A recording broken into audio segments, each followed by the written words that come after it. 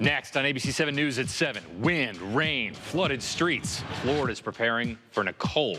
My thought was not again. Not nearly as bad as Ian, but yeah, again. Tonight, see how Southwest Florida is getting ready, especially inland. ABC 7 has crews across the state covering this rare November storm. Found out about the storm about a day ago. I really didn't know. I thought we were through it all. We're taking you live to the East Coast. Nicole set to become only the third hurricane on record to make landfall in Florida in the month of November when it strikes here in Fort Pierce tonight. I'm meteorologist Jim Dickey. I'll have a live report from the East Coast. And we're watching where all that water goes across the whole state. So I think that we knew it was going to be bad. We're still expecting it to be bad. Plus, how this storm could impact already bad algae blooms in our water. When your ABC 7 News at 7 starts in exactly 45 seconds. ABC 7 News starts a full hour of special storm coverage tonight. Right now, Hurricane Nicole, yes, it is a hurricane, is picking up strength as it heads toward Florida's east coast. Southwest Florida's rated most accurate forecast team is here tracking the storm as we start to feel some wind and some rain.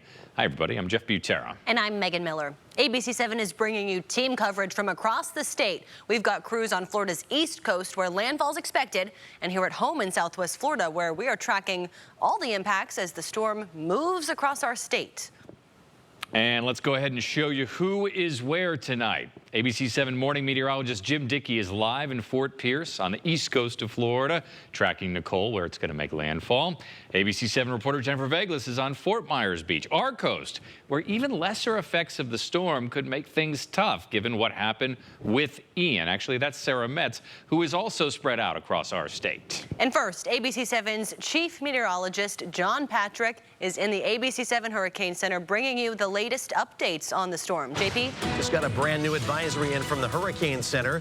And the storm is still 75 miles per hour. Got upgraded to a hurricane last hour, right at 6 o'clock. And we're staying with 75-mile-an-hour winds. It's moving to the west at 13 miles per hour. So as we go through time this evening, right around midnight or so, we are looking at a landfall right near Fort Pierce, which is where meteorologist Jim Dickey is. And you'll see that track go right. Fort Pierce is right there. And then moving on toward the Big Bend area, passing just off to the north of here. It'll still be close enough, though, that we will see some rain bands and some gusty winds. After we get into the weekend, that's going to pull down some drier air into Southwest Florida, and we'll actually have a pretty nice weekend on into early next week. But tonight, we all have a tropical storm warning, except for Collier County. We're not expecting tropical storm force winds. You're just going to kind of watch from the sidelines this time around as we go through the evening and track Nicole, likely passing just north of Lake Okeechobee. There's Fort Pierce. They've got a storm surge warning there. You're going to see Jim out at Fort Pierce. But when we go through the evening and that storm gets a little bit closer, you'll notice when we go back on the air tonight at 11 o'clock, they're going to move away from the water a little bit because we are expecting storm surge over there. Heavier rain bands starting right along the east coast of Florida. There's the center of the storm right near Freeport in the Bahamas. Those rain bands will be coming in as we go through the evening. Right now, there's not too much rain, but we are seeing some light rain showers here across Glades County and Lake Okeechobee, moving very quickly off to the southwest. These are moving about 30 to 40 miles per hour. Collier County, nothing for you right now as far as rain. Into Lee County, nothing going on here either. We've seen a few light rain showers through the day, and into Charlotte County, nothing here, but we are looking at this area out here over the Gulf of Mexico that is also moving off towards the southeast. So we are looking at that area to continue to spiral off around the center of that storm as we go through the next hour or so. There's not going to be much over the next hour, but as we go through the rest of the evening, we will start to see some of this activity make its way across Lake Okeechobee. The winds around that storm sustained right now at 75 miles per hour. You can see the wind field is pretty spread off to the north, especially. You go up towards Jacksonville, that's 305 miles away from the center of circulation with tropical storm force winds. When you go towards us, it's only 65 miles per hour. That's actually going to be our biggest threat as we go through the evening, the wind, tropical storm force winds. Let's see how the winds are doing right now. Let's head over to Fort Pierce. Meteorologist Jim Dickey is there, and I don't know if you noticed at the top of the newscast, but he had a little apparatus spinning around in his hand. That's called an anemometer. There it is, and he's going to use that to show us how gusty it is over there. Jim. Yeah, it's awfully gusty out here, JP. So I've been watching the radar closely, and one of the more closer rain bands to the center of Nicole is just starting to wash into the Fort Pierce area now. We've been seeing sustained winds 20, 25 miles per hour for the last hour or so, but conditions have really gone downhill as these outer rain bands start to move in. As I track it now and I wait for another gust to come in, there you go. The wind still sustained right about 25, 30 miles per hour. I've clocked earlier on a gust to about 35, 37. So we are right on the threshold already of tropical storm conditions. We've been telling you all along, the tropical storm wind field with Nicole is quite large. They're already nosing into that now, and these winds only going to pick up as we head forward in time. So JP mentioned it, here in Fort Pierce on the East Coast, under a hurricane warning, also under a storm surge warning. If you look behind me here, this is the Indian River Lagoon. Probably can't see the water. It's moving from north to south with a northerly wind as we are still out off to the west of the center of Nicole. But as the center does approach, the winds are going to turn more out of the due east. We talked about this in the lead up to Ian in southwest Florida. It's all about those onshore winds when you talk about storm surge. So once those easterly winds kick in this evening, I promise you, we will be nowhere near this water here. Now this seawall sits about 6 feet up from where the water is right now. We're about an hour from high tide, so the water's going to be rising. With that alone, there is a 3 to 5 foot water level rise. There's something we'll be watching for closely from afar. We're going to head to higher ground here as we go into the later part of the evening and the center of Nicole approaches. We're going to be watching, does the water here overlap this seawall? I've been up and down the streets here in downtown Fort Pierce, and the buildings right along the seawall here have been putting up sandbags in the hopes that they do not see that water rise coming on shore. But for now, we're dealing with the wind, we're dealing with the rain, both of which are only going to get worse here on the East Coast. Again, I'm something of a hurricane historian. When this makes landfall, if it holds at hurricane strength, only the 3rd November hurricane landfall in Florida. Have to go back 40 years. The last time we had a November hurricane, that was Kate in 1985, and now tonight, Hurricane Nicole striking the East Coast. We'll be here all evening long, tracking Nicole as it moves on shore. For now, meteorologist Jim Dickey, ABC 7. Jim, thank you so much. Hopefully we don't see any more of these historic hurricanes, but we'll keep tracking this one for you. And as the wind and rain from Nicole do pick up, we want to show you what's going on in some other parts of the East Coast where, again, they're planning to take the hardest hit. Jim was in Fort Pierce. We're going to go to the north along Florida's East Coast to Cape Canaveral. Our ABC 7 reporter Sarah Metz is, and she spoke with some people about the storm as they get ready. Hey, Sarah. Yeah, you can really feel the difference out here as Nicole starts inching closer and closer to us. The wind gusts are just getting super strong. And now we're also battling the rain. It's definitely, I mean, look at the water. You can see the white caps. You can see the trees. They're going. It's moving out here. Now, this is Port Canaveral. You've probably gotten on a Disney cruise out here. Well, all those ships are out of the water now. And that's because of the possible storm surge. We're not quite seeing storm surge just yet, but look at that water. It is just inching closer and closer up the seawall. Now, I talked to one woman from Cocoa who says this storm feels much different than what they experienced with Ian. Yeah, it's definitely more constant. With Ian, it wasn't as constant. Going to stock up, going to see if the store is still open right now so we can get some water, maybe some baby food before everything closes down. Now, I did look a few minutes ago. The wind gusts were up to 40 miles per hour. Again, it's just getting super intense out here. And now we're starting to feel that rain coming down. So the conditions are worsening as the night goes on and it gets darker. The water is not yet over the seawall, but look at that. It's probably about a foot from the seawall at this point. Again, we'll be in Cape Canaveral all night, keeping you up to date. Reporting from Cape Canaveral, Sarah Metz, ABC 7. And again, the last two live shots that you saw, that was Florida's East Coast preparing for Nicole.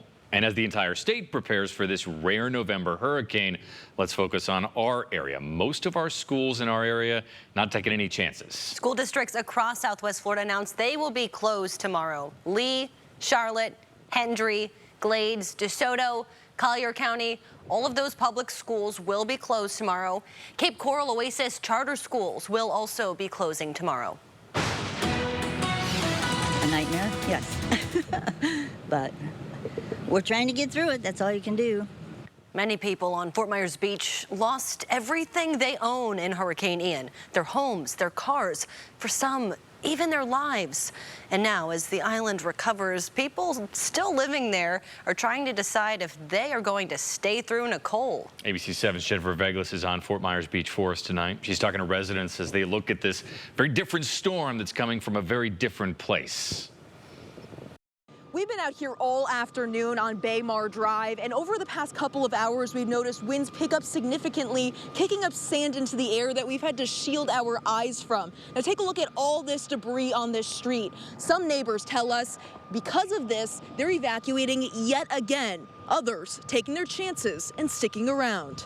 Gray skies, strong winds blowing piles of debris. Tonight, Estero Island is somehow eerier than ever. There's not much you can do. You just take it for what it is. Contractors packing up. Lee Tran picking up residents to take to storm shelters. And community resource centers like this at the Santini Marina Plaza closing up shop. Property manager Sharon McGowan is doing what she can to prepare. The crew's getting all the debris out of here that we can, so we don't want any more projectiles flying through the air. Feeling as optimistic as anyone can right now. Outside, it really can't hurt, too much right now because everything is gone. Down the street on Baymar Drive, Cece Stewart can relate. And we didn't expect anything like this. She evacuated before Ian. Her neighbor Dave stayed, sharing this video to TikTok. Ian rushing 15 feet of storm surge into the island, swallowing up the first floor of her home. I think like most people, we didn't think it was going to be as big as it was. Wiping out the apartment she made of it, filling the pool she had installed just 3 days earlier with debris. Now, as Nicole approaches the East Coast, My thought was not again. she's staying. We can't leave right now. We can't fix it right now. We can't do anything right now. Fort Myers Beach city officials urge you, if you don't feel safe inside your home, be sure to find somewhere else to go until Nicole passes through. Right now, there is still time to head on over to one of Lee County's storm shelters. I'm on Fort Myers Beach. Jennifer Veglas, ABC 7. So this will add another, let's say it adds 6 inches to the lake. We worry about lake levels all the time, but especially now. Coming up next, what Nicole could do to Lake O and how that could impact our entire area around Lake O.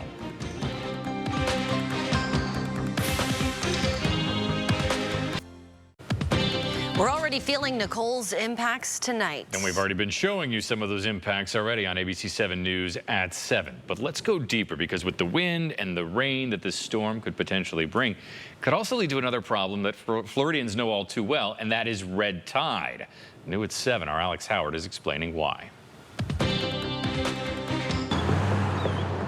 Yeah, we're seeing it in detectable levels. It has been increasing, and that's a result of the nutrients being pushed out into the Gulf. Today on Sanibel, Matt Diapolis, the Environmental Policy Director with SCCF, was helping clean up after the last hurricane, with another on the way. The first wind is supposed to be gusting. I mean, you can feel the wind gusting right now as we're out here.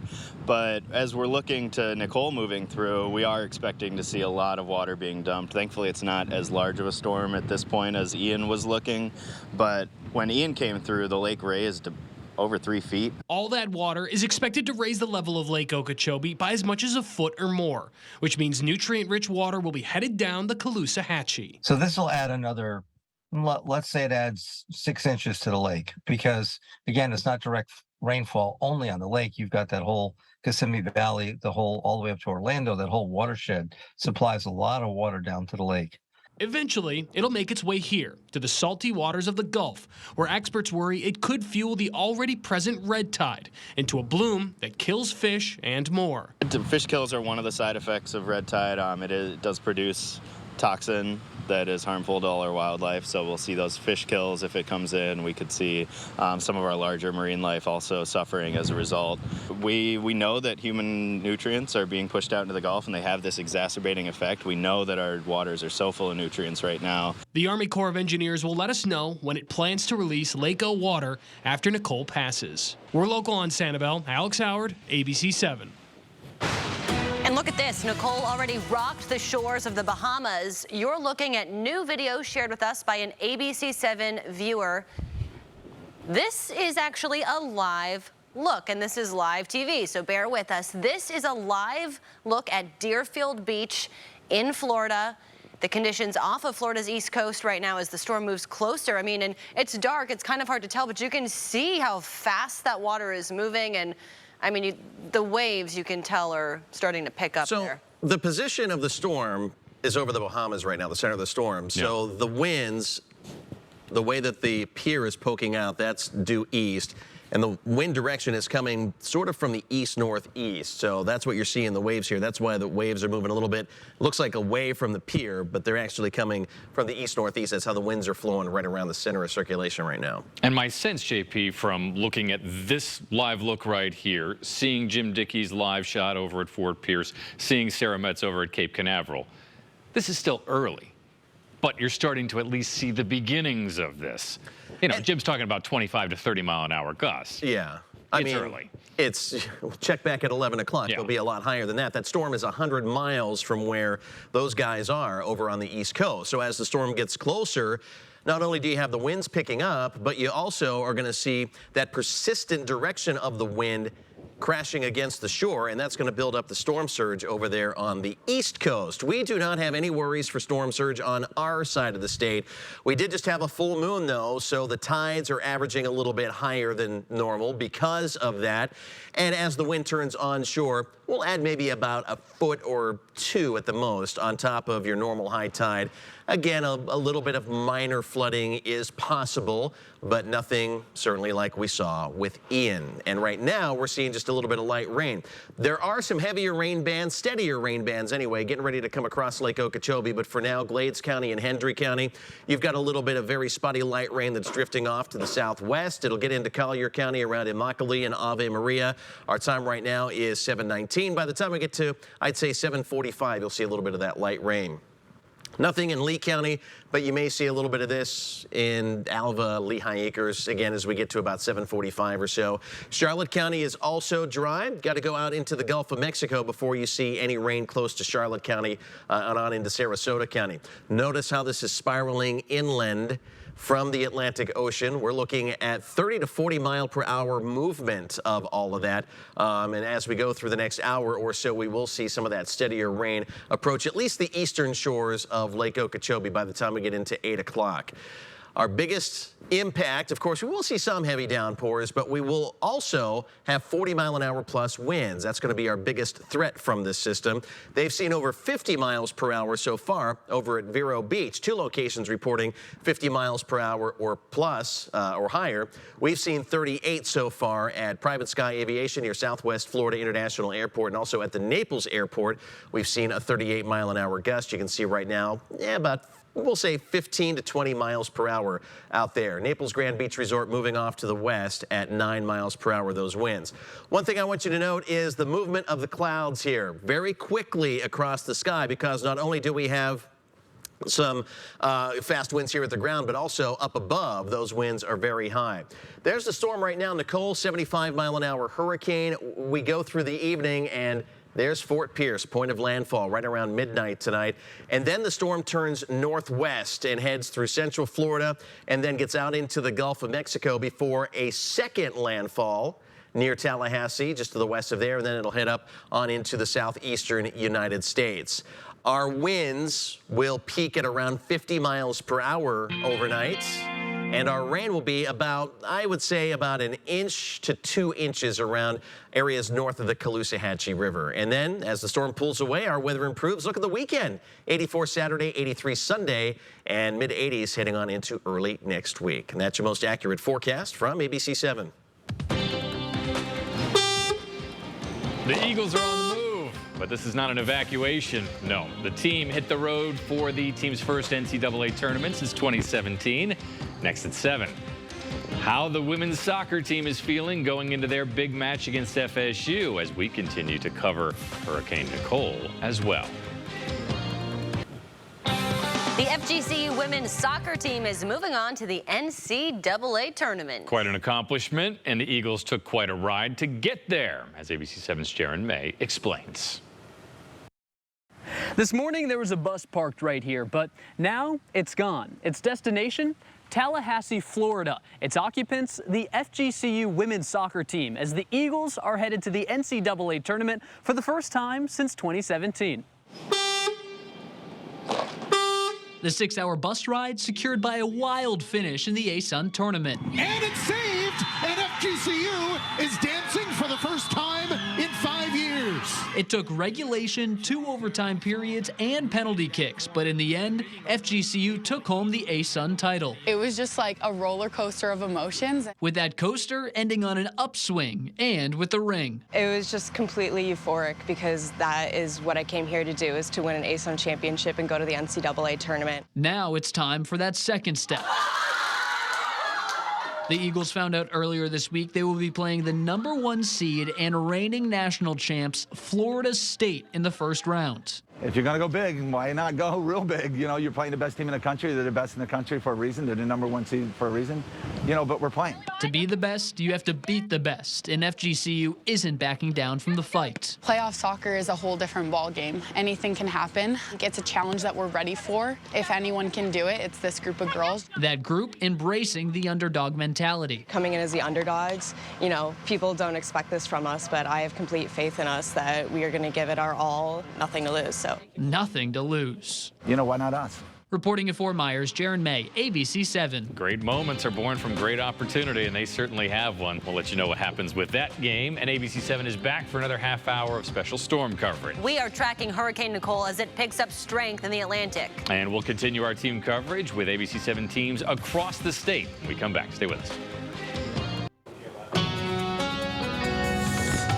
Hurricane Nicole is picking up steam as it heads right for Florida. And ABC 7 is staying with you for a special hour of storm coverage. I'm Megan Miller. Hi, everybody. I'm Jeff Butera. Our second half hour starts right now. A rare November hurricane threatening our state tonight, just over a month after Hurricane Ian decimated southwest Florida. Prepare for it and be ready, because you really never know what a storm can turn out to be. ABC 7 is following Nicole from the East Coast to Southwest Florida, keeping you informed on conditions, closures, and how to prepare. And we're going to start our team coverage tonight with our weather team.